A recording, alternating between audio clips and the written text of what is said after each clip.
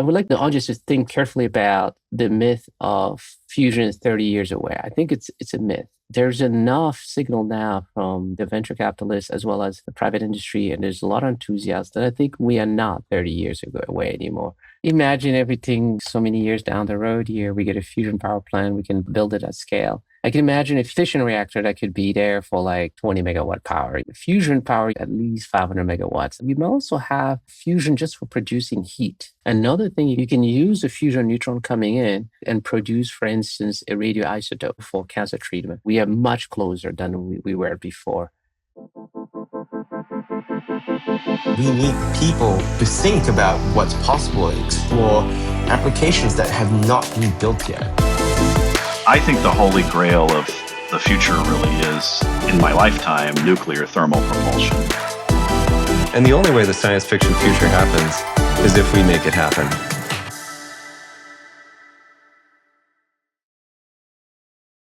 Welcome back to the Long Frontier podcast. I'm Brannon Jones, joined with my co-host Abe Murray. We're deep tech investors at AliCorp, and we're taking a look at the technologies that are going to shape the next 30 years of science. We started this podcast to give a deep dive into what can be, the world that is coming. And from our seat, we see so much of that often and feel like people aren't always aware of what's happening. So this is a way to bring broader awareness, to expose science, to sharpen our own mental models, and to really just give a glimpse of the future. Love that. And we invest in deep tech because we love turning science fiction into science fact. It's just the fun thing that we do. And we've been thinking hard about nuclear power, right? We've made an investment in nuclear fission. We've looked at a lot of people investing in, various, parts of that nuclear fuel stack, energy, looking at energy broadly. But nuclear fission is not the only nuclear power source. People have been talking about fusion forever. I'd say for most of my childhood and my adulthood, I wrote it off as a thing that won't come. But it feels like actually that's wrong now. And in a funny way, it's been wrong since the dawn of time. For billions of years, fission has not been around, and the sun has been doing fusion up in the sky happily on its own for a long time. It's the original nuclear fusion reactor. So it's fun to see us now try to get a star in a bottle, if you will, making our own fusion reactors. Maybe a fun place to kick off is just what is nuclear fusion? Talk a little bit about it and what are some of the common modalities? What are the challenges? And then we'll bring on our guest. Love it. And I will be the person who knows nothing, the foil. That's not true. Right. Well, fine. Well, nuclear fusion, just like fission, the whole idea is to get more energy out using atomic bonds than you put in. Except fission's ripping them apart. Fusion is putting them together. And this is what happens in the sun constantly. Basically, there are multiple hydrogen atoms that are bouncing around the sun. It's just a single proton, basically. And they have a long time to run into another hydrogen atom. And if they hit each other just right and they're close enough, they will actually bind and become a helium atom. So it's turning hydrogen into helium. And when they bind and those two particles become into a single atom, it releases a lot of energy. It's actually quite energy dense. It's 1 million times more energy dense than what we typically think of when we're breaking chemical bonds by combustion or lighting something on fire. So that's the core promise of nuclear fusion, succinctly. Now, the sun itself actually is not a very good nuclear fusion reactor. And we obviously could not just make another sun on the Earth because the sun is much larger than the Earth. It's 300,000 times more massive, 1.2 million times more voluminous than the Earth. And that actually is what it leverages to do fusion. It's just so big and so massive that the gravity itself allows it to push those two protons together to force them to become helium. They don't naturally want to. They're both positively charged. So when they come into contact with each other, they want to repel. But if you got the gravity of the sun, you can make them do whatever you want. Plus, the sun is old. The other thing it has on its side besides time is its age, size and its age. It can wait a long time, hundreds of thousands of years for a proton to bounce around, or even millions of years for a proton to bounce around and then interact with another one at the right angle, at the right pressure, right temperature to actually fuse. We don't have time like that. We need a faster reaction to actually happen. So we're not going to create the sun, but we are going to create a version of it, I guess. And I did a little bit of cramming to try to become a little more educated on this. And it kind of replaced a lot of misconceptions in my head about what fusion power would be here on Earth. Like you said earlier, I imagined a tiny little sun in a bottle. It's not quite that. We are taking different technological approaches to pushing these atoms together to release that fusion energy. But it'll happen a bit faster, as you noted, versus the sun, which takes forever, hundreds of thousands of years. That blew my mind. It's a bad fusion reactor. You said that. Versus what we can build out of technology with engineering here on Earth. We'll do better than the universe did if we can figure it out. But we're really just talking about taking gases, plasma, like you said, hydrogen, and shoving it close enough together and putting energy into it until those reactions do happen. And we try to make it happen on, quite a bit faster than it happens on the sun. Is it that simple? Just put a bunch of gas together and squeeze it? I mean, I guess energy comes out. I guess yes and no. The one funny stat about the sun is if you were to look at it as like power per area generated, it's like 200 to 300 watts generated per meter cubed. Just for some context, the body heat humans give off is about 1,400 watts per meter cubed. A space heater in your house is 75,000 watts. It's 75 kilowatts per meter cubed. So the sun generates about as much heat as if you put out a big pile of compost and just let it sit and let the bacteria break down the chemical bonds and let it sit long enough that the internal condition of the compost pile heat up to 60 or 70 degrees. So we're trying to do better than that. And it kind of is that simple. I mean, it's a function of three things: the density, which the sun is not that dense, the temperature, and then also the amount of time. Sun obviously kills us on time, and I guess actually density due to gravity. But the temperature of the sun, surface of the sun, is only 6,000 degrees Celsius. Modern reactors right now typically do fusion and plasma anywhere from 100 million degrees Celsius up to 1 billion degrees Celsius is the target. People haven't proven that yet. But fundamentally, we're going to do that for shorter amounts of time. Seconds, we're on the scale of seconds for the dominant architectures. That'll be Tokamaks, which are shaped like a large donut. They've got a plasma inside. They use incredibly powerful magnets to constrain that plasma. And then they run electricity through the plasma itself to create another magnetic field that spirals around it to cause it to be more stable and to squeeze those together, to squeeze all of the elements together. Usually it's isotopes of hydrogen, deuterium and tritium, which deuterium is a hydrogen atom with 1 neutron and tritium is a hydrogen atom with 2 neutrons. Squeeze those closely together, get enough density at that 150 million degrees for just a couple seconds, and you can get enough energy out. There are other methods that you can shoot a laser at a pellet of fuel, and it will collapse it to the density 100 times denser than lead, but it does it instantaneously. So high density, relatively high temperature, very low time scale, but if you still multiply those things, you can get over the threshold as well. So different approaches to get through that equation of those three variables, but each of them has their own engineering challenges. With respect to the dominant architectures, Tokamaks are the easiest to manufacture, the big donut with the magnets, but they're expensive, and the plasma in it is pretty hard to control. You got to put a lot of electricity through it to do that, and they've got edge modalities that are localized that you want to constrain for the plasma. The next is this Stellarator, which is this twisted version.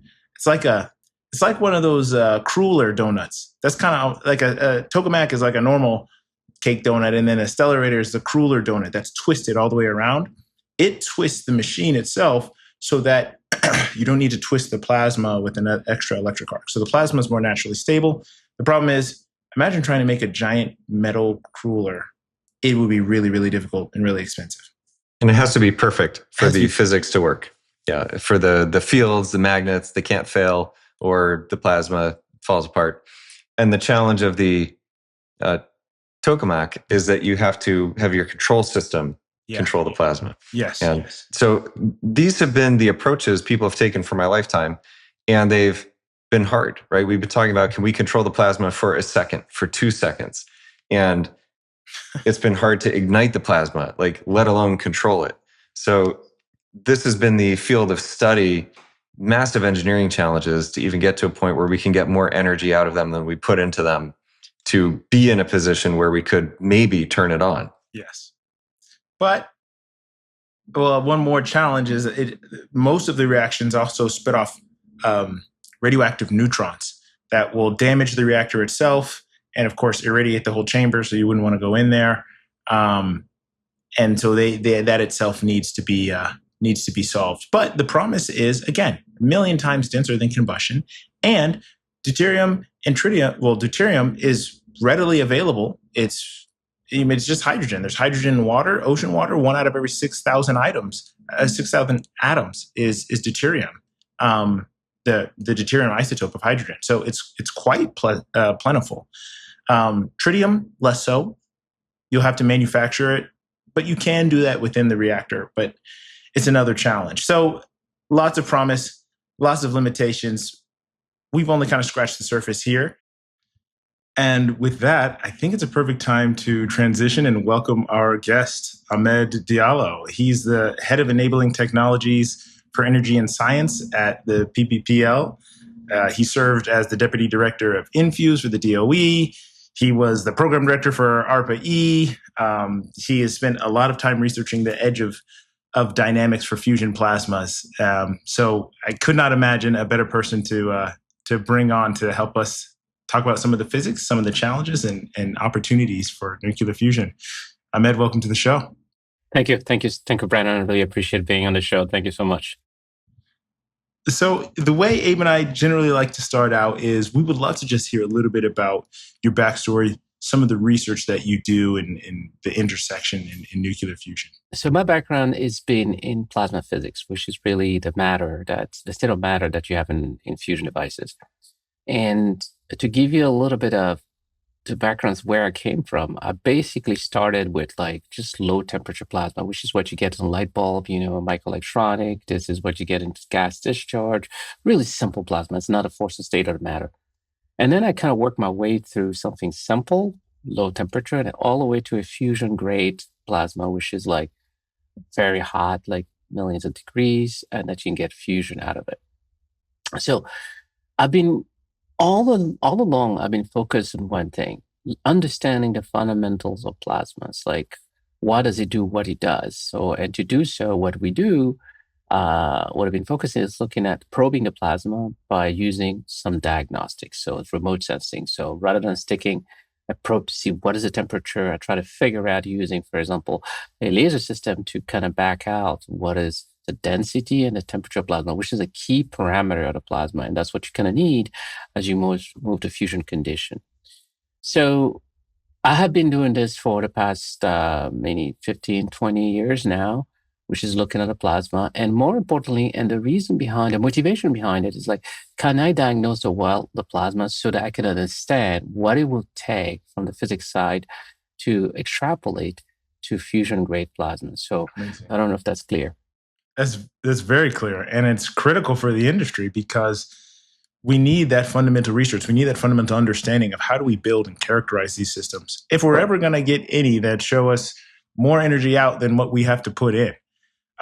So, I would love to start by asking you, as you think of fusion, as you look at the landscape, maybe if you could just walk us through some of the top few architectures from Tokamaks and Stellarators, inertial confinement, the pulse family. So you've seen it all firsthand. And so I would love not only your take on just what they are and how they work, but, what are the challenges or which horse are you betting on if you had to? Yeah, that's going to be tough to say right away which horse I'm betting. But I'm going to try for the audience. I'm going to try to kind of break it down into three main bucket. And I want people to really think simply, right? So, and you have three bucket. It's called the magnetic fusion systems, which basically what you do, you use magnetic field to confine the plasma. And then in that context, the key element in it that I want the audience to remember is density and how long you confine the plasma. Remember, you need, in order to get fusion, you really need to confine it for a certain time, reach higher density and higher temperature, which is effectively the pressure. And then you can have fusion. So you have one bucket that is Okay, magnetic fusion.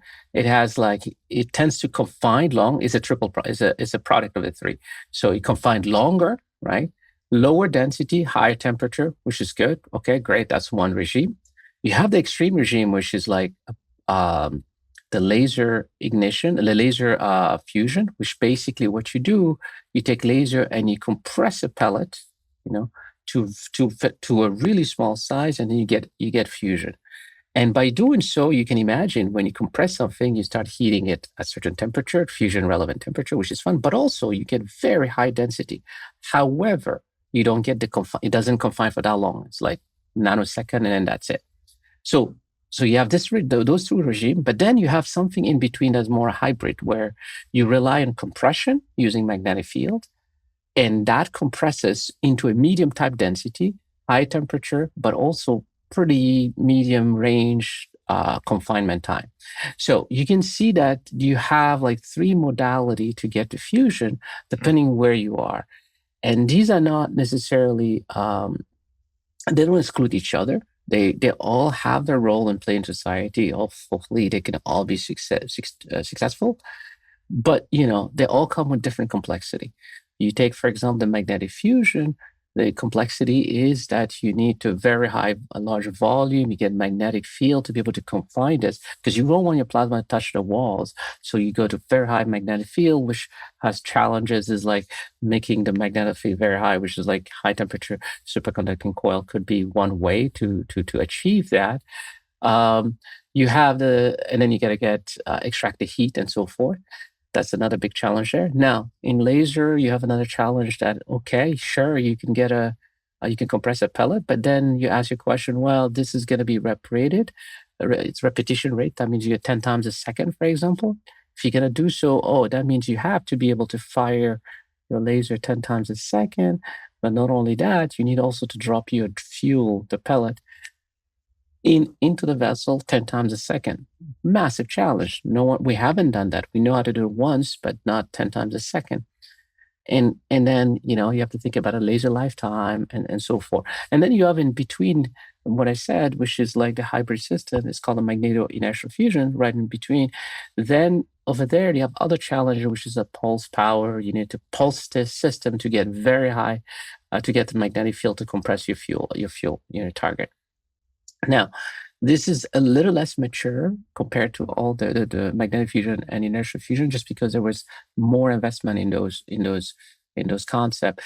But they're coming along, and they also have the promise, because they promise, for example, you take Pacific Fusion, which is one of the company that raised $900 million recently. They are pursuing that concept. So it is. We'll see with the amount of money to inject it where we go to. Okay, so which architecture has been dominating the landscape historically? Sure. Okay. And why? And then I'm going to ask about looking forward. What do you see happening in the market? Are any of the technologies catching up?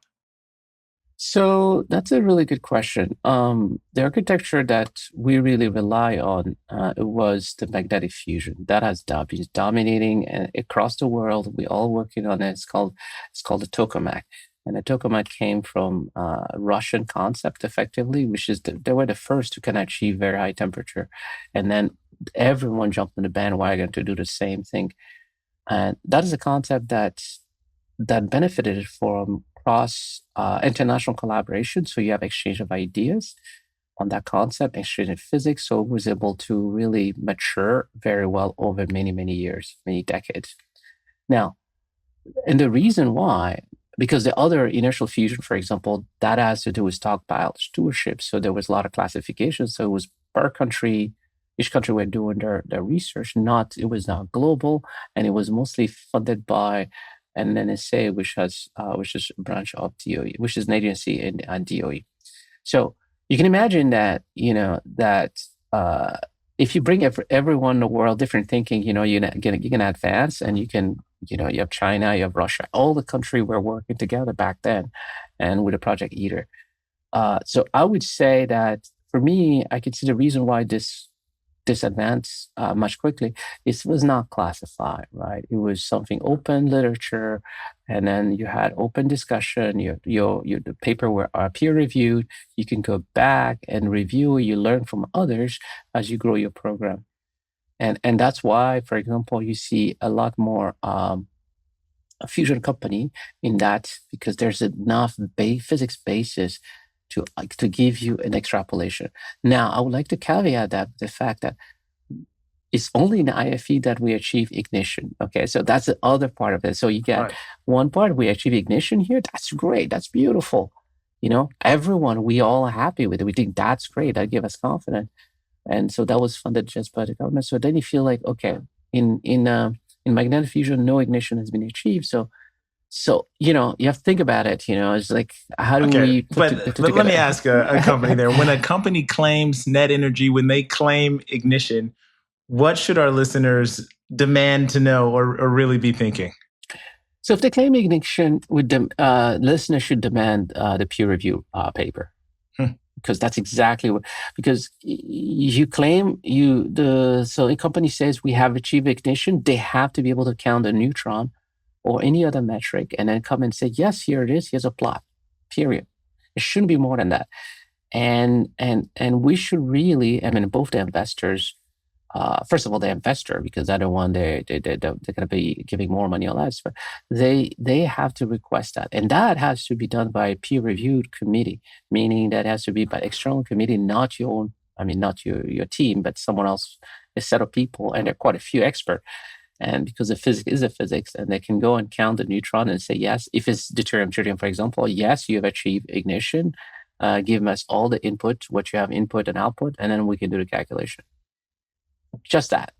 And as somebody who knows the least in this conversation about what we're talking about, my layman's understanding is you might have a very high-powered laser pointing at this plasma or this piece of fuel, and it does attain positive energy production out of that, but you lost 90% of the energy that went into turning that laser on. So if you counted all of that, you're way behind. Correct. That's correct. The key thing we need to take home here is what do you mean? What do you mean by achieving more energy out than what you put in? Okay? What energy we get out, we can measure that. Okay, great. Now, you may ask, what is the boundary? Do you mean the energy that is deposited on the target, okay, and relative to what's outputted, or the energy you pull from the grid? So that's really what you want to ask. And it is very significant to have energy deposited in the plasma, for example, and then see a lot out. You have an amplification. That's great. That's super significant because it allows you to go back to your model and then validate your model at that level. Now, then you can go back one step back and say, okay, now I've achieved that 2x or 3x more than what I put in the plasma, the energy that crosses the boundary of the vacuum vessel. And then you can ask, well, how much do I pull from the grid? And that we can measure also. And then you say, well, between the grid and what comes to plasma, what is the efficiency? That's where the term efficiency performance of your subsystem, which is like an array of subsystems, depending on confinement concept you can have. So you have multiple subsystems, and you will have to go figure out for each and every one, where do you waste energy and if you can recoup that energy or not. And then you have to think about, if you want to, there's the next level. When you start putting electron on the grid, because this is, let's just say you count your neutron and you say, oh, I have more than what I pulled from the grid. Great, that's fantastic. But then you have to also, if you have more, you have to peel some of that energy, right, to start your system or to run your system.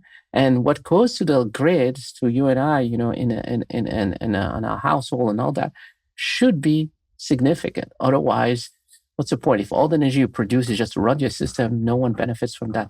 So I think we're going to have a phased approach where we might just put one electron on the grid. We're going to celebrate that. And then after 10 electron and so forth. So this is the human approach, right? And unless there's a major breakthrough, right? It could be we get a major breakthrough and that's it. But yes. So Brannon asked a question earlier about what you see, where the energy had gone and when I say energy, where the scientific effort had gone to develop fusion. and where it might be going now with these new types. And I'm curious, when I grew up in a world of tokamaks and stellarators, that was everything. And it seems like there's been a lot of scientific and engineering energy going into all the pieces you need to make that go. The AI or the algorithms that control the magnets themselves, which are very hard, the lasers, we just talked about efficiency. And I've followed a lot of innovation there, but I don't know that much about the rest of it. So I'm curious again, the looking backwards, looking forwards question that Brannon asked. Where do you see the energy going today? The scientific effort, the development. So you take, for example, IFE. IFE, there are like 3, 4, 5 companies in the US. There's Inertia, Focus Energy, and Marvel. Marvel is probably here or partly. So you can think they're all working on a laser. Okay, in a concerted effort, and the target tree, how you can inject your target, and so forth. So I would say there is some level of effort there. So I would say that level of effort is still like biased toward magnetic fusion, just because you have a lot more people. So it's about the engineer people that know that, and then where things are moving forward now is in MIF, you have magneto-inertial fusion, where you need pulse power systems. So you see more company developing pulse power system with a lot of money, and then you can see also people working on lasers, better, more efficient laser, and more importantly, the target. How are you going to construct your target to be able to have? I mean, at 10 hertz, you need about 900,000 target little pellet that you have to put into fire. So we need to produce those at a rate like for every day, right? 900,000 or more or less maybe. So I feel like there's a lot more energy being put. Let me say, there's a lot more effort being put into all the laser concept. I forgot to add excimer, all the laser concept, but I would as a company. But I would still say that it's biased toward what the world has been working extensively, which is basically magnetic fusion. And I feel like we've also just had a historic year for, last couple of years for Stellarators too. And I have to throw in Stellarators as you're at Princeton. I went to Princeton. It's the birthplace of the Stellarator. Correct. Been very hard to make, but the Germans just ran one for over 1,000 seconds. Correct. Is that a big deal? And I think the question I really want to ask is, we know Stellarators are hard to make. We know Tokamaks are expensive and hard to control. The pulsed stuff, probably some complexity with actually causing fusion and keeping it and getting the fuel and then also converting it to energy, though it may have some advantages. And it's just newer. The laser inertial fusion, like you mentioned, the lasers are expensive and the pellets are hard to make. Each one faces unique challenges. Right. Which one do you think is the easiest challenge amidst an array of very challenging hurdles to cross? So I think I would like to caveat that question with the fact there are multiple challenges. There's a challenge that is engineering challenge and a challenge that is physics challenge. Okay? Sure. Yeah. So the physics challenge, those that are in the physics challenge, sure, that would take time. Okay, you need to solve that before you move to engineer, or you can do that in parallel. Okay? And I would say that you can think of a 2-axis plot where you have something that is basically you've de-risked the physics challenge, which I can think, for example, the pulse system on NIF, we know we can get ignition. Magnetic fusion, we de-risked the physics challenge to a certain extent. And now what's left, what we need to grapple with, what we need to work in is the engineering challenge. So you have like engineering challenge very high, right? Yeah. Physics challenge low, that's fine, we finished it. And then you have so between the IFE, and then you have other concept where the engineering challenge would be a lot easier if we resolve the physics challenge. I don't know if I'm making sense. Oh, yes, it is. It's basically saying if we know it can work, it's easy to make, kind of thing. Right. Yes, but we're far away. We're far away to that. So you take a Stellarator, for example. I'm at Princeton, where it's like the birth of Stellarator. You're right. Stellarator, we've come a long way. Where for a long time we didn't have a supercomputer, but now we can compute the system, so you can have different configuration. So imagine you can build the coil, the 3D coil, very quickly, very easily. What's going to happen is like, well, I just built a coil.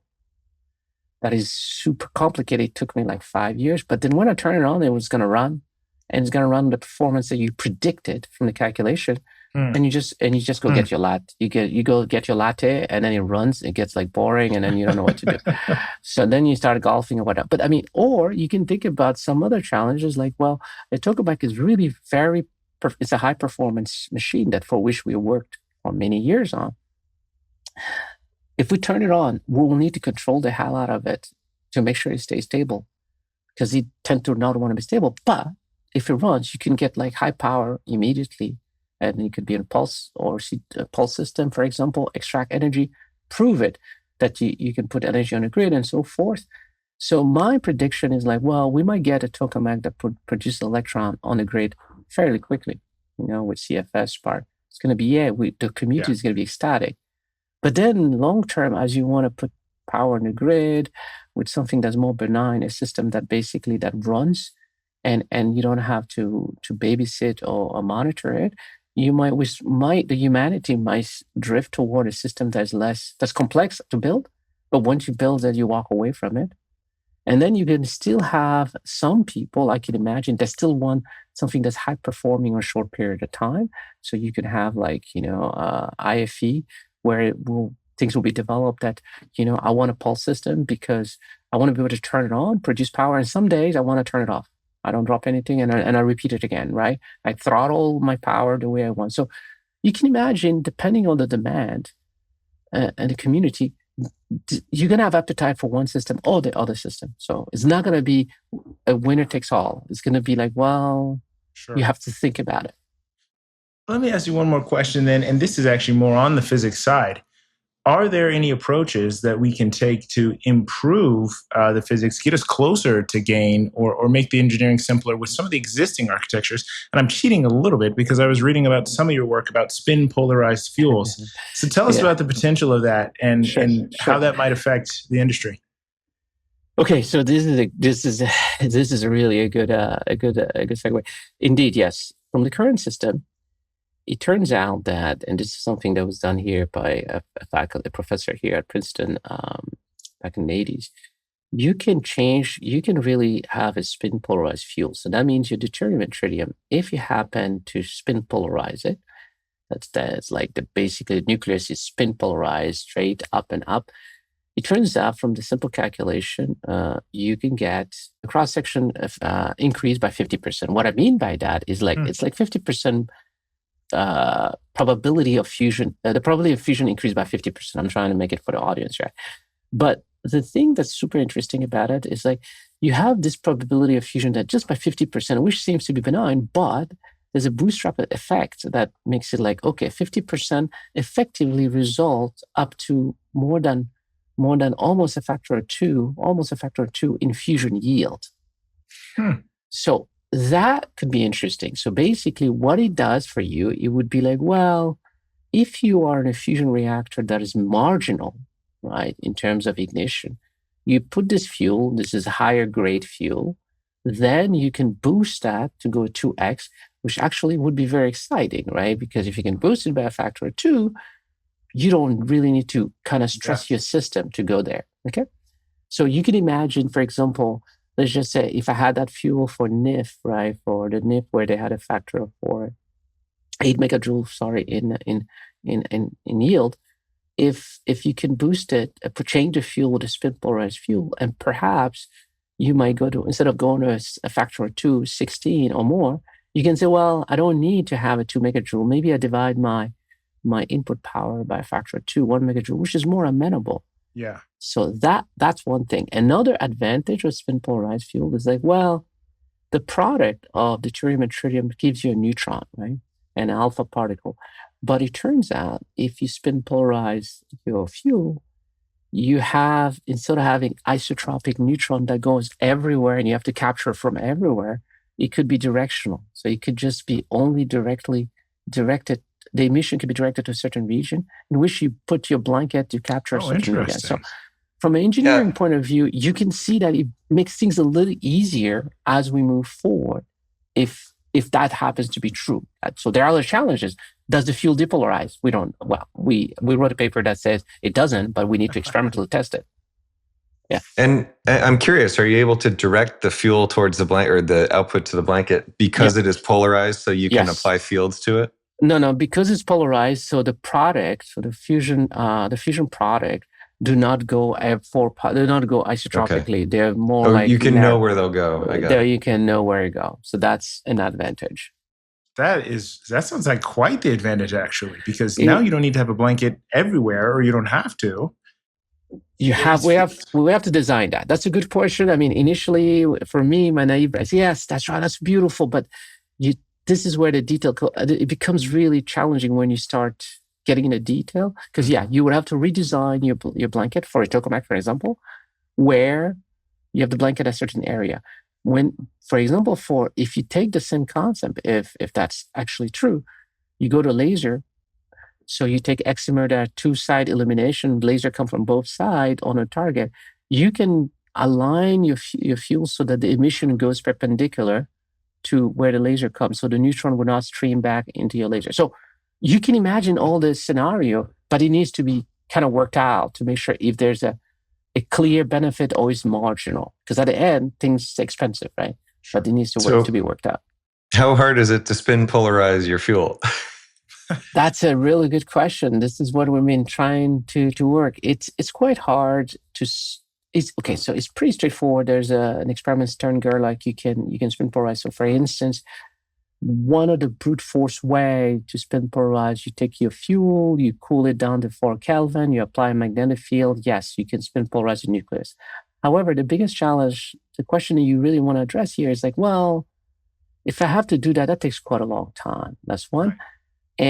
And you need to do it for large quantities. So right now we have methods to spin polarize a deuterium 10 to the 15 particle per second. Yeah. So, but it's not quite where 10 to the 17. So we need more than that. We need 5 orders of magnitude more than that to be able to take that fuel and then put it in the fusion device.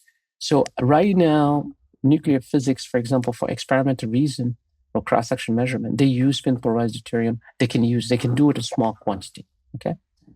Now, if we decide to go that route, we'll really need to push to find novel way to spin-polarize at large quantities, both deuterium and tritium, which is a challenge, but not impossible, but that's something that we need to address. And right now, we hope to get some funding to do that. While we're on the fuel topic, we've talked about deuterium and tritium as the dominant reaction. Yep. But there are other kinds. Deuterium, helium-3. Correct. Why is deuterium-tritium right now most popular? Do you think it is probably the winning fuel combination as well? No, this is a good question. It has to do with the temperature required to be able to achieve that. So it's the easiest to achieve at the moment. Less temperature, you don't need a large temperature to heat it and to get fusion condition. Okay, and we understand that. Now, you're right. You remember the 2 axes that I talked about? Mm-hmm. If in the physics tells us going to D-helium, deuterium-helium, or proton-boron fuel, the physics say, well, you need a very high temperature and it's almost like not going to be cost effective. And you may not get a lot of fusion. You will have a lot of emission, which is called branch tolerance and so forth. So, but if we can solve that, that's the physics part, right? The engineer becomes a little easier compared to fusion, because what you have as a product is a charged particle that comes out. And charged particle, instead of boiling water, which we do with deuterium-tritium, because the neutron heats up the blanket, and then we can boil water after that and then spin a turbine. With a charged particle, what happens, you can take that directly and you have directly energy on the grid. Now, that bit has not been researched extensively. We think it's easier, but we still need to put effort to make sure if there how would that work in concept? In concept would be basically, you think, I don't know if you're familiar with voltage dividers. So the charge so charge comes in and you put a plate, you collect it, and then you create a current with it. And then you plate at different voltages, and then you collect all of them, and then you put it in a grid. That's really the general concept. I'm sure there's a better way to do that, but I feel like if you can do that, then you skip heating the water directly and you go electric, so you gain your 30% efficiency right away. But You don't need a generator at all. You just correct. get the electrons. The caveat is the physics. The physics does not tell us that it's possible with the energy requirement. However, there are ways around. People have been are thinking about ways to circumvent or to play tricks with physics to be able to achieve that. We might get that second generation or third generation of fusion. We might think about that. We need you to hack the universe for us, Ahmed. Sure do. Speaking of hacking the universe, fusion is a little bit hard to wrap your mind around when you look at the temperatures. So the deuterium-tritium, 100 to 200 million degrees Celsius, it's hard to even imagine that. And you talk about proton boron, 1 billion degrees. Tell us, why isn't it how can something that hot even exist? Okay, so the challenge actually for fusion, the reason why I have to have to this temperature is because we don't necessarily have the density that required. If you take the sun, with gravity, you can really very high density, so you can get fusion in a core of the sun much easily. Well, much easily because of gravity. So yes, physics tells us it's guided by the temperature. So you really need to get enough temperature so to avoid what's called a Coulomb collision, and then the two atoms will just stick to each other through a strong force. And that to circumvent the Coulomb, you really need to kind of shake this particle in fast enough, at high temperatures, so they can come close enough and they'll stick. The reason why we can do this is because now we have magnetic field, and we know the magnetic field can insulate the surface of the vessel. So you can confine all of the magnetic field so that they don't touch the wall. That's the reason why I think that's one of the reasons why we're not afraid to do that at this temperature. At these temperatures, even though the sun is what, like 6,000 degrees Celsius, right. And so this is many orders magnitude hotter, but it's just so thin that it's still safe. Right, that's correct. Yeah, that blew my mind. Now, Ahmed, I had the pleasure of seeing you speak the other day at Alumni Ventures with the Columbia and Harvard folks pulling you together, and you said something interesting that stuck in my head, which was because people were asking, when does fusion come? How's fission? Like the question we always have. And you said, look, I actually think every place you put down a fusion reactor, you probably have a fission reactor next to it, and they can cross-pollinate. Just kind of talk to us about how you see the world playing out when it does work and what we can do in that world. That's a good one. Yeah. So I think, imagine everything, like so many years down the road here, we get a fusion power plant, we can build it at scale. I can imagine a fission reactor that could be there for like 20 megawatt power. You needed in your for example, someone would need it for his data center or her data center. Just get your fusion, your fission power plant. Fusion power, you need like at least 500 megawatts. That's much beefier just because of the energy you need to heat the plasma and so forth. And then you might have that, but you might also have, there's something that I've probably discussed before. You might also have fusion just for producing heat, right? For all the chemical byproduct that we generate, so pure heat, high grade heat. So we co-locate with chemical plants, and it's much higher grade heat. Or we might have fusion for generating heat or fission? Yes, fusion. Tell me more. Is fusion very efficient at generating pure heat? Yes. So fusion, you can get heat at about 600 and above, so on your blanket. So you depose your neutron and it heats up. So you have like a very good heat source, and then if you want to pipe that out for all your chemical process, that could be a way to do that rather than a gas turbine that's currently being used. And then depending on the blanket, you can probably throttle the temperature however you want. But I feel like this could be one thing you can use it for, as opposed to putting electricity on the grid. Okay. Another thing you can put is you can use a fusion neutron coming in and have and produce, for instance, a radioisotope, right? So you produce a quantity of radioisotope for cancer treatment. So you can have a facility that says, well, I have enough energy now. Okay, great. I want to build a plant that produce radioisotope at scale. And then all you need to do is you would need to change your feedstock, which has to do with the blanket. So your neutron will come heat the feedstock and then produce radioisotope. And then you need to figure out how to extract it. And then it has a lifetime. So you probably need an airport nearby to take it somewhere else.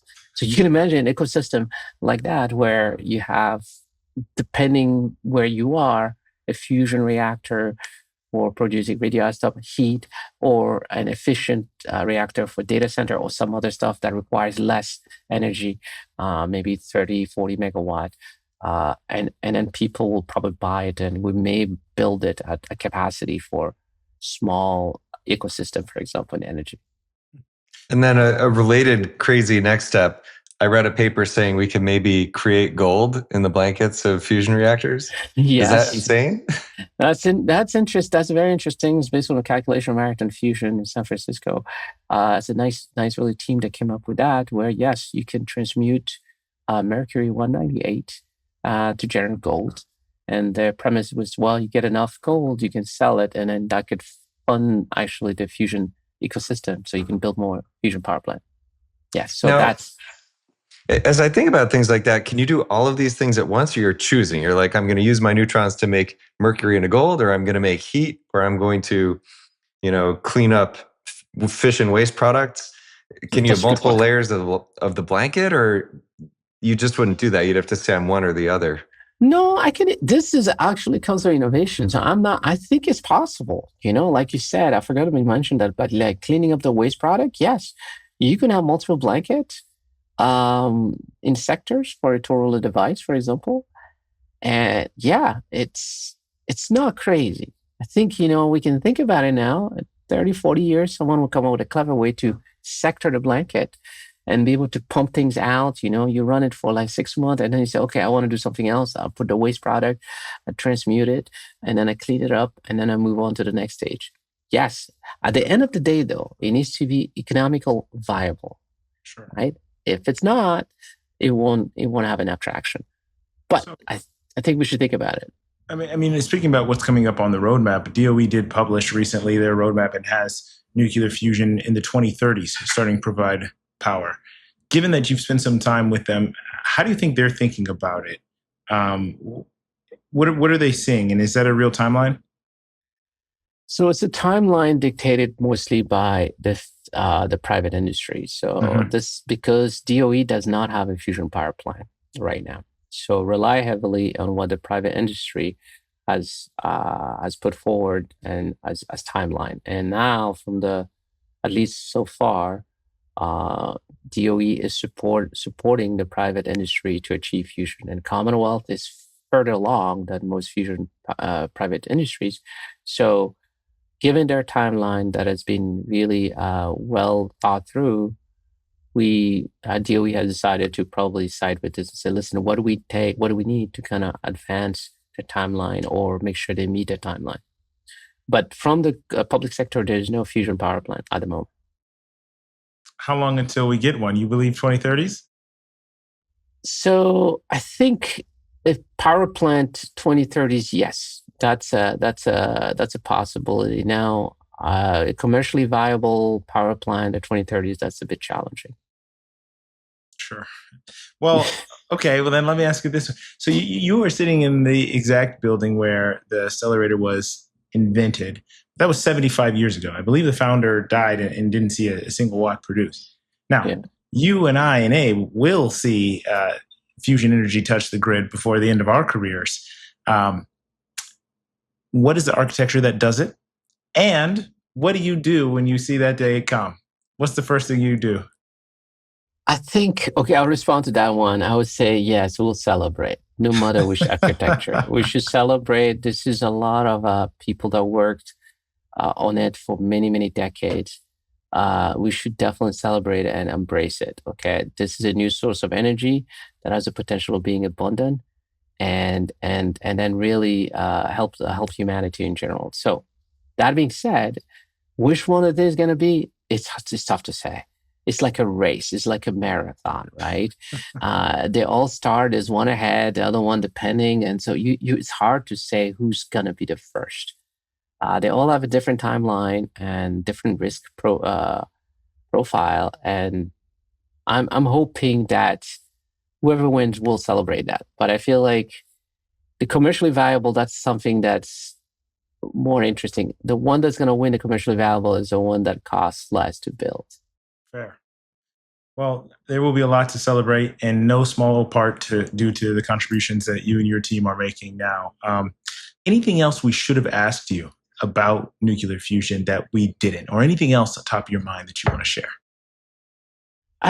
The thing on top of my mind I want to share with the audience is I would like the audience to think carefully about the myth of fusion is 30 years away. I think it's a myth. It's just that people have to really unravel that. There's enough signal now from the VC, the venture capitalists, as well as the private industry, and there's a lot of enthusiasts that I think we are not 30 years away anymore. So we are much closer than we were before. And I want people to embrace that and stay positive about that. The second part is I want to tell the community that schedule slippage is not necessarily a failure. There will be schedule slippage by all and most of the fusion company. Okay? It happens. Has to do is really tied to the supply chain and what we learn as we build the system. But it should not be viewed by the community or the outsider as a failure. And that to me is what I see mostly in a social post when the schedule slips. The people throw their hand out, they just fail. And it becomes like basically they talk about it all the time, that it gets picked up by the news as if it's a failure. But I want people to really think about these two things. The myth that needs to be killed when we're much closer, but schedule slippage is going to happen. And we have to embrace it and stay positive. We're going to be on track, actually. We are more on track now than we used to be before. I love that. That's inspiring. And it goes back to your physics problems versus engineering problems. Correct. There's a lot of engineering to work on, but it's getting knocked down. I'm curious. One final question to you from me is, we've seen people working on various engineering challenges around fusion. I'm sure you've seen even more. Do you feel like there's any engineering area you wish people would come in and work harder on, or they're missing? People are working on the magnets and the lasers, but boy, I wish somebody would go solve this engineering problem, which might help you do more science and better science, or help the companies along the way. I think one of the biggest engineering challenges that I see that doesn't have the funding that's required is the blanket. We need to extract the heat no matter what we do, right? And we cannot wait until we build a system and it's almost finished to start thinking about it. And that part is, I believe, one of the most critical one of the critical path that we need to address soon, because it's more, the reason why I say it's an engineering challenge is because it's not like a discovery, is because you need to put it together at scale. And I want to emphasize the scale component of it. And then see how much we breathe tritium and how much we extract heat. Okay. But all in an integrated fashion. Because we do the calculation and we say, well, the calculation tells we breathe so much and we can extract the heat. We know how to do this. But all together, we might find out, well, everything corrodes quickly or it's not as efficient as we thought. And we can start thinking about a new blanket design and so forth. But right now, what we have been good at is designing and designing and designing based on physics principle, obviously. But I think sometimes you want to narrow your design a little bit or validate your design by building at scale. And that's important, actually. That's a really interesting insight. And we've seen that even in geothermal, where you need a new kind of, offtake generator to turn that heat into power, because it's a slightly different, heat threshold, or even all these nuclear companies will need, generators aimed at the heat outputs that they're coming up with. And the blanket is really the thing that's extracting the heat and the energy. Right. So we might have a commercial reactor turn on, but then where's the blanket that's going to operate at scale? That's a great insight. Great insight. Yeah. Well, thank you so much. Thank you so much for joining us. Thank you for your time. Thank you for walking us through how nuclear works, for demystifying something that is quite complex, that's on the borders of what humanity knows about physics, and just helping us look ahead and see the roadmap for when this is going to impact our society. So really appreciate your time. Thank you so much. Yeah. Thanks for your time again. All right. So what did you think of that, Abe? Well, it was great to get the perspective of somebody trying to make it all go. It's going to happen faster than people think. Yeah. But it's also going to take longer than people think to get to commercial milestones. And I think that's the kind of the expert view. He knows the science. He knows the physics challenges. He sees the engineering challenges and sees how they come together. So that's a great perspective to get. I feel exactly the same. And I actually liked hearing his about some of the research he's doing with the spin-polarized fuels, which make fusion happen more frequently. I was talking about how in the sun it's just random. Even in our reactors, it doesn't happen that often. If you can, I guess, sounds like even increase the amount of reactions by 50%, he was saying you can get a 2x energy gain, which I think is critical for all these people who are so close to trying to get to engineering gain and eventually commercial gain. So that kind of opened up my mind to the possibility that there might be ways to juice the returns beyond just running it hotter or something like that. There might be ways you can actually inject more capability into these reactors as they go along. The second takeaway I had was actually from a question you asked at the end, which is like, okay, what's missing in the capital stack? What solutions aren't there yet? And he started talking about the blanket. And it made me think about the condition of the reactor itself. It's going to be activated and irradiated after you run it for a while, the embedded neutrons. Like, how do you clean that up and how do you get that ready? I wonder if you almost have like a hazmat robot company could be. Yeah, that's absolutely the way it's going to happen. So the question is, who's going to do that? Who's going to do that? How do they do it? Yeah. Yeah, there's a bunch of, the classic shovels for coal miners questions to answer here. If it's really coming in 2030, are people building all of the ancillary services that these companies will need when they turn on? Yeah. And the blanket's one of them. We've heard that from a couple people, but haven't seen anybody showing up and raising their hand and saying, hey, I'm the nuclear fusion blanket company. That doesn't exist yet. You got Boom Arrow is now doing, gas reactors for natural gas, electrical production. A lot of people are showing up for all the other places in energy, and nobody's showing up for nuclear fusion in this way. Yeah. But you feel like, so much more funding another 12 billion or so has gone in the last couple of years. It does seem like if you follow the money, that people will start to come in. I was reading a stat where they were doing some research, I believe it was in the early 2000s, an academic group, and they were looking at, okay, when will fusion come? And they were looking at basically the minimum funding required per year for fusion to come. And actually it tracked that the amount that was being spent on fusion was below that threshold of fusion ever coming. So basically, for most of the last few decades, we haven't been nearly putting enough resources towards it for it to ever get here. It feels different now. It feels like there are more signs of companies coming at it from the private sector, more interest from the public sector, more demand for clean, sovereign, stable, durable energy production. So I think the future could be very bright for nuclear fusion. Yeah, we have underinvested, and we are potentially now investing appropriately, or certainly investing more.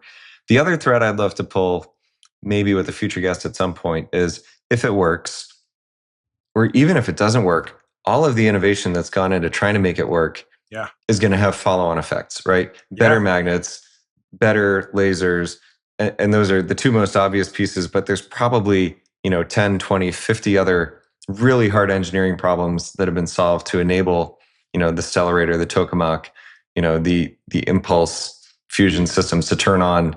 What do those enable out in the world? Like, we've talked to people who are talking about building isotopes for cancer treatment, and that's just one idea. But there's a lot of other things that will flow out of this technology, coming into existence. That actually reminds me. I was reading about how quantum tunneling. It happens so much in our own M drives right now, and it happens so much in the semiconductor world, and people actually care about that. But it could theoretically also be used to overcome the Coulomb barrier, the reaction force that's pushing those protons apart from each other, such that you can get fusion happening simply because the particles tunnel and become close to each other. And so it makes me think, I wonder if there are ways we learn to leverage that in semiconductors. I wonder if people will start thinking about approaches to leverage it in fusion. So just to your point of, can we take what we've learned in other industries to fusion? Can we take what we're learning in fusion to other industries? That to me seems natural. Well, totally agreed. Always a ton of fun. And it's always hard to beat these. I think about what comes next. Yeah. It's hard to level it up. So fun. Thank you, Abe. And thank you everyone for listening.